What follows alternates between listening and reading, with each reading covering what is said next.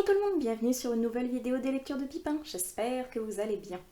Cette tenue un petit peu automnale signifie que l'été touche bientôt à sa fin et que l'automne, à ma plus grande joie, arrive à grands pas. Mais ça signifie également que c'est donc la fin du Ice Cream Summer Challenge de cette année. Donc est-ce que j'ai réussi ou non à le valider? Nous allons voir ça tout de suite.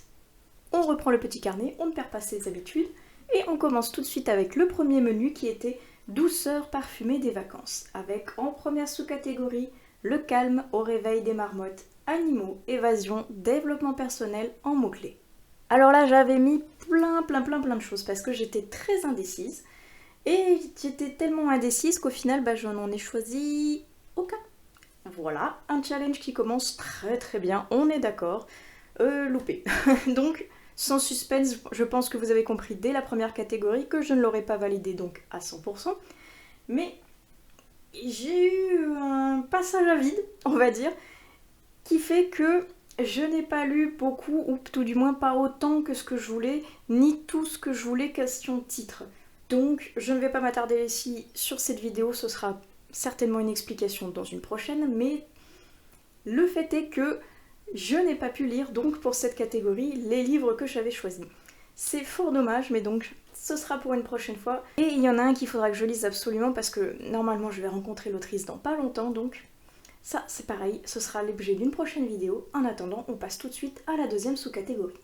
Deuxième sous-catégorie qui est se prélasser sur la plage, avec roman de plage, zone de confort et liberté. Alors j'avais choisi zone de confort, roman de plage un petit peu parce qu'on peut lire un peu de tout sur la plage, et liberté parce que j'ai pris la liberté de choisir ce que je voulais. Et j'avais donc choisi un thriller avec La petite ritournelle de l'horreur de Cécile Cabanas, qui était un titre que je voulais absolument découvrir et qui m'a permis également de découvrir l'autrice. Alors certes c'est un tome 3, oui, mais je voulais vraiment le lire et j'ai vraiment beaucoup aimé. Et là, je viens de lire récemment comme quoi, depuis justement La petite ritournelle de l'horreur, Cécile Cabanas avait monté d'un cran et qu'elle était de plus en plus noire, de plus en plus thriller psychologique glauque. Et ça me donne encore plus envie de découvrir la suite, presque même plus les suites qu'elle a écrites que les premiers romans qu'elle a fait. Parce que franchement, La petite ritournelle de l'horreur m'avait vraiment convaincue. C'était noir, c'était morbide, c'était effrayant au point de vue des enfants. Il n'est pas pour tout le monde, mais moi en tout cas je me suis régalée. Une très belle découverte pour cette année. Promenade au champ des fleurs, c'est pour la troisième sous-catégorie et les mots-clés c'était couverture fleurie ou colorée, feel good et écologie. Là j'avais choisi couverture un petit peu colorée et fleurie avec une lecture pour le plib, c'était Les royaumes immobiles, le tome 1, La princesse sans visage, parce que cette couverture franchement, elle correspondait parfaitement à la catégorie, elle était magnifique et en plus il fallait que je lise pour le plib, donc 3 triples missions accomplies. C'était une belle découverte, mais ça je vous laisserai dans le petit juste ici la vidéo qui lui est complètement dédiée pour ne pas vous spoiler mon avis ni m'étendre trop sur cette vidéo. On en est déjà au deuxième menu avec les plaisirs glacés de l'été. Première sous-catégorie, mélodie du camion de glace avec jeunesse, conte et poésie. Là j'en avais choisi 2 et j'ai lu les 2. Ça c'est pour compenser la première catégorie que j'ai complètement foirée. Le premier que j'ai lu c'était donc Le reflet brisé. Pareil, c'était une lecture pour le plib. Je ne suis pas sûre que ma vidéo sur la vie de Le reflet brisé sera sortie au moment où celle-ci sortira. Dans le doute, je vous la mettrai dans le petit juste ici. Sinon je vous invite à vous abonner à cette chaîne et à cliquer sur la petite cloche, comme ça dès que la vidéo sur Le reflet brisé sera sortie, et bien vous serez tout de suite alerté et vous pourrez aller voir ce que j'en ai pensé. Et le deuxième livre que j'avais lu pour cette catégorie, c'est Noir-Neige Humanitas, qui était un SP, que l'auteur a eu la gentillesse de m'envoyer, donc je le remercie déjà en passant, et qui était une reprise de contes un petit peu de Blanche-Neige en premier lieu, mais qui au final recèle vraiment beaucoup de contes à l'intérieur. On a autant de la Belle au bois dormant, que du Chaperon rouge, que de Cendrillon, bref. Et le tout remixé donc à la sauce de l'auteur et avec des personnages à la peau noire. D'où le nom de Noir-Neige et non Blanche-Neige. Car l'auteur en avait un petit peu marre de voir dans les contes que des personnages de couleur, avec une couleur de peau blanche, et il s'est dit, on ne voit pas assez de personnages afro-américains, je vais créer quelque chose qui me correspond et que j'ai envie de lire. Et donc il a créé Noir-Neige Humanitas, qui était pas mal en soi avec beaucoup d'idées, Mais c'est un premier renouement, donc on sent qu'il y a peut-être un peu trop d'idées justement, un peu trop de matière à donner au lecteur qui est un petit peu perdu, et avec une plume aussi un petit peu compliquée à suivre. Point de vue qu'elle se veut assez noble, entre guillemets, ce sont des personnages de la noblesse qui parlent, donc ils ont un certain standing au niveau du franc-parler. Et le problème c'est que ça ne suit pas tout le temps. Il y a pas mal de répétitions et pas mal d'erreurs de jeunesse, on va dire, au niveau de la plume qui est très fraîche, qui est très jeune. Mais c'était quand même une très belle découverte avec de belles idées. Et il y a un tome 2, donc si vous aimez bien ce genre de mix de contes, n'hésitez pas à aller voir ce que fait l'auteur parce qu'il y a beaucoup de bonnes idées. Deuxième sous-catégorie, sorbet et crème glacée, avec romance, diversité et dualité. Alors j'avais choisi, il est vrai, Le Craquant de la Nougatine que je n'ai pas lu parce qu'il était emprunté à ma médiathèque. Donc c'est un échec de ce point de vue-là, mais j'ai réussi enfin à lire la BD Elle. Elle que j'attendais de lire depuis au moins l'an dernier, si je ne me trompe pas. Peut-être même pour le même challenge, donc la poisse. Et ça y est, j'ai enfin pu le découvrir. Et j'ai trop hâte de lire les deux autres parce que j'ai adoré le premier. Il est vraiment très intéressant, très beau, avec une histoire prenante, avec des secrets et des questions disséminées à droite à gauche qui laissent le lecteur dans l'expectative, avec une jeune fille aux multiples personnalités, dont certaines ne se sont pas toutes encore dévoilées. Donc, ça a très bien marché sur moi, j'attends maintenant la suite avec grande impatience. Gelée de cerveau au granité est donc la troisième et dernière sous-catégorie pour ce menu avec frisson, fraîcheur ou un livre de moins de 250 pages. Et là j'avais choisi deux livres, j'avais choisi Rebecca et Skin of the Sea. Rebecca pour le côté un petit peu frisson et Skin of the Sea pour le côté fraîcheur. Et je n'ai lu aucun des deux malheureusement. Même réponse que pour la première catégorie. J'ai eu beaucoup de mal avec les lectures pour cette période de l'été 2023. Donc je n'ai pas pu lire exactement tout ce que je voulais, ni profiter de mes lectures à 100%. Donc malheureusement, ces deux-là font partie de celles que je n'ai pas eu le temps de lire. Et c'est fort dommage parce que c'est deux qui m'intriguaient fortement.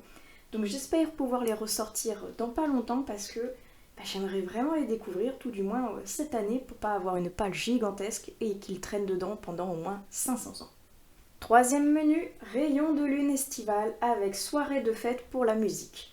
Musique, art, amitié et roman choral sont les mots-clés pour cette catégorie-ci. Et là j'avais choisi Le Chant des Géants en me basant sur le mot musique, en espérant que je ne fasse pas un hors-sujet, et finalement non. Ça correspondait parfaitement parce que, outre, c'est vrai qu'il y a ce fameux chant des géants, il y a tout un côté musical, tout un côté artistique derrière ce titre, et je trouve que ça correspondait finalement parfaitement à cette catégorie. David Brie m'a une fois de plus surpris, enchanté et régalé à travers son récit, et je sais pas si j'ai la place, mais au cas où, dans le petit, il y a une vidéo pareille qui lui est complètement dédiée, car c'était une lecture du clip, donc je vous laisse aller la regarder. J'avais également choisi de lire Just Wanna Be Your Brother, qui est le préquel, si je ne me trompe pas, de Ashes Falling from the Sky. Et je l'ai emprunté, je ne l'ai jamais reçu. Et voilà, ce sont des choses qui arrivent, comme cette lumière fluctuante catastrophique, mais on est en pleine tempête, donc on fait comme on peut.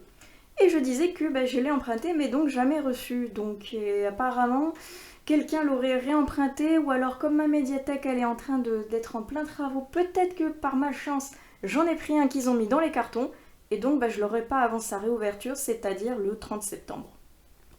Voilà, c'est un échec cuisant, qui n'était pas voulu et qui m'embête fortement parce que j'avais très très envie de le découvrir. Alors certes, je vais le recevoir donc fin septembre, mais d'ici là, j'aurais loupé mon challenge, donc tant pis, je le découvrirai plus tard et j'espère vraiment que je vais le recevoir parce que sinon, je risque fort de l'oublier et de passer à autre chose alors que c'était une lecture que je voulais découvrir. On passe à la catégorie Feu nocturne de l'arc-en-ciel avec célébration, inclusion, fantaisie fantastique. Et là, j'avais mis un autre exemplaire pour le plib, L'épée, la famine et la peste de Aurélie Wellenstein, que j'ai lu parce qu'il fallait que je privilégie de toute façon les lectures du plib avant fin août, c'est chose faite.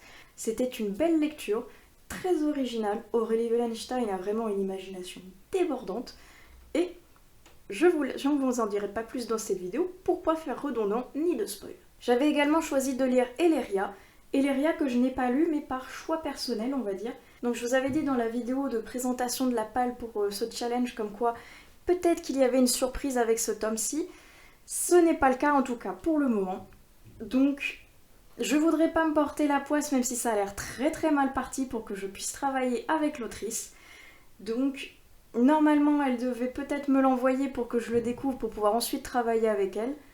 Elle l'a pas fait encore pour le moment parce qu'elle a plein de trucs à faire de son côté elle aussi. Peut-être qu'elle a oublié, peut-être qu'elle va oublier. Dans tous les cas, je ne l'ai pas lu et je ne le lirai pas si je ne fais pas affaire avec elle parce que j'ai d'autres lectures qui sont, on va dire, primordiales par rapport à celle-ci. Donc malheureusement, celle-ci, je n'ai pas pu la lire et je ne l'ai pas découverte pour ce challenge. Marché de la nuit en effervescence avec livres populaires, drames et rencontres. Là, j'avais choisi de lire quelque chose un petit peu dans le style de la collection de Charleston parce que j'avais envie de lire quelque chose justement sur des rencontres, un petit peu des drames familiaux, un petit peu des secrets comme ça. Donc j'avais très envie de découvrir La cuisinière de Castamar et ou un autre tome de La Villa aux étoffes, voire même Le Manoir aux roses, et je n'en ai lu aucun. J'avais commencé, on va dire, à lire La cuisinière de Castamar et finalement j'ai un autre livre qui s'est intercalé entre temps parce qu'il fallait que je rende la chronique à l'auteur et je n'ai donc malheureusement pas pu reprendre La cuisinière de Castamar et ça m'énerve parce que j'ai trop envie de le lire, il a l'air super chouette. Le Manoir aux roses a l'air super intéressant aussi et La Villa aux étoffes, j'aimerais bien quand même continuer ma saga parce que j'avais beaucoup aimé le premier tome mais donc pas pour le moment, pas pour ce challenge malheureusement. Le quatrième et dernier menu, il s'agit de Bienvenue dans la boutique des souvenirs. Et la première catégorie, des nouvelles photos pour l'album, avec graphiques, nouveautés et beaux livres. Là j'avais choisi des beaux livres que je n'ai pas du tout le temps de lire, donc je vais rapatrier mes idées sur le graphique avec Fruits Basket.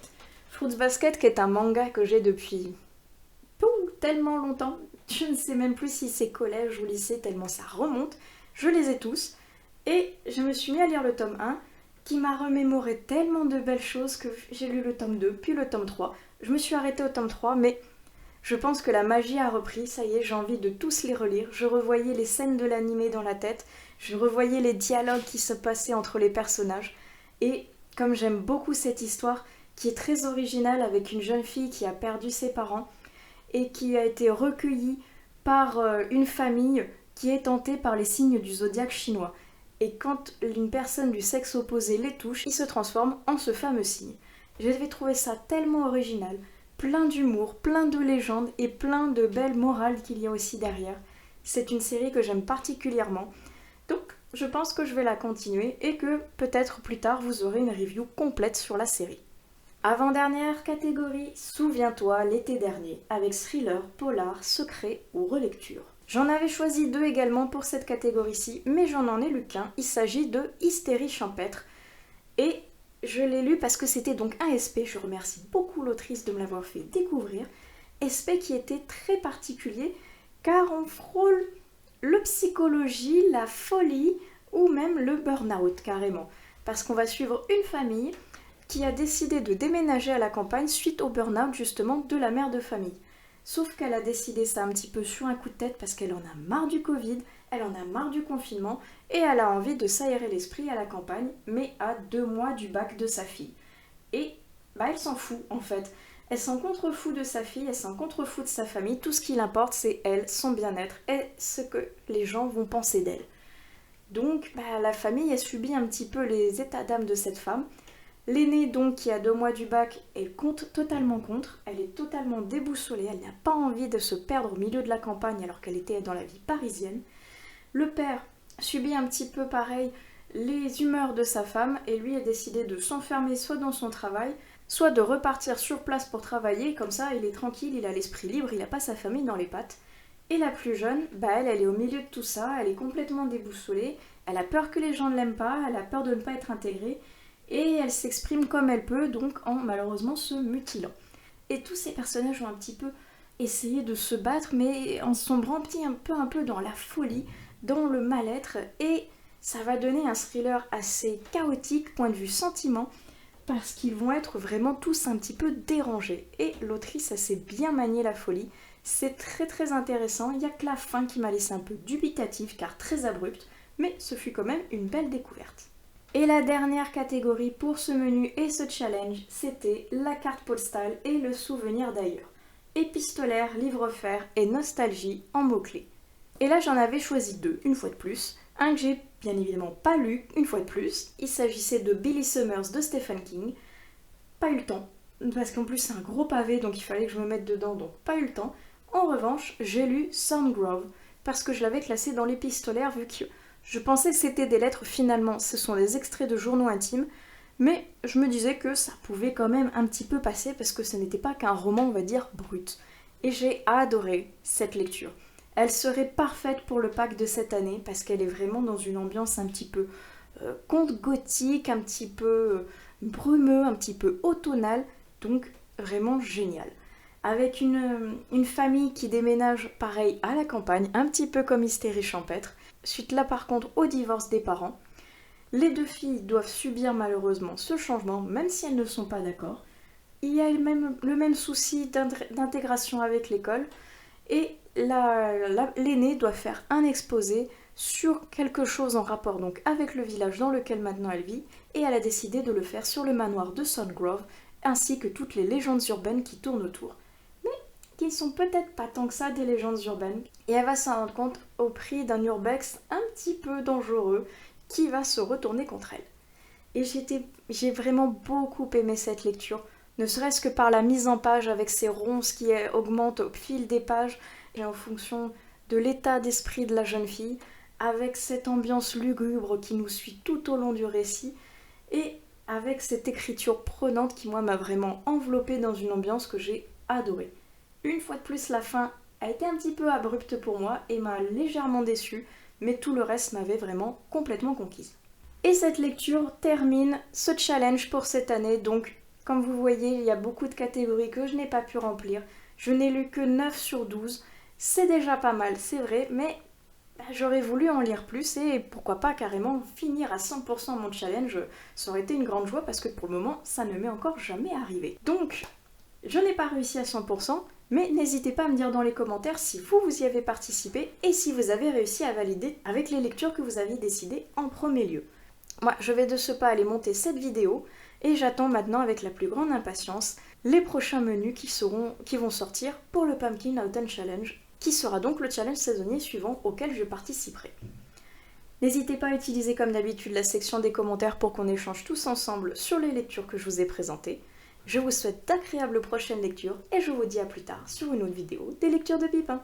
Allez, ciao!